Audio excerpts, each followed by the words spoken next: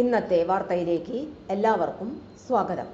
തൊഴിൽ വാർത്തകൾ എല്ലാ ദിവസവും വാർത്തകൾ തുടർന്നും ലഭിക്കാൻ ചാനൽ ആദ്യമായി കാണുന്നവരാണെങ്കിൽ ചാനൽ സബ്സ്ക്രൈബ് ചെയ്യുക. വീഡിയോ ഇഷ്ടപ്പെട്ടാൽ മറക്കാതെ ലൈക്ക് ചെയ്യുക. വീഡിയോ കൂടുതൽ പേരിൽ എത്തിക്കാൻ വീഡിയോ ഷെയർ ചെയ്യുക. നിങ്ങളുടെ വിലപ്പെട്ട നിർദ്ദേശങ്ങൾ കമൻറ്റ് ബോക്സിൽ രേഖപ്പെടുത്തുക.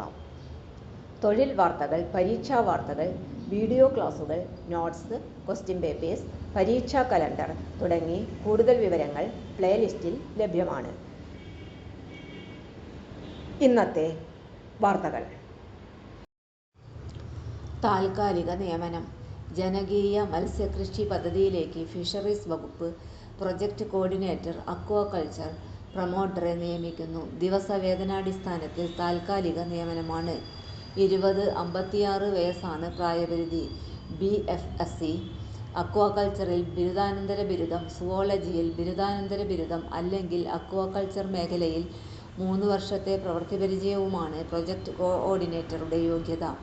അക്വാകൾച്ചർ പ്രൊമോട്ടർ തസ്തികയിലേക്ക് VHSC ഏതെങ്കിലും ഫിഷറീസ് വിഷയത്തിൽ അല്ലെങ്കിൽ സുവോളജിയിൽ ബിരുദം ഉണ്ടായിരിക്കണം.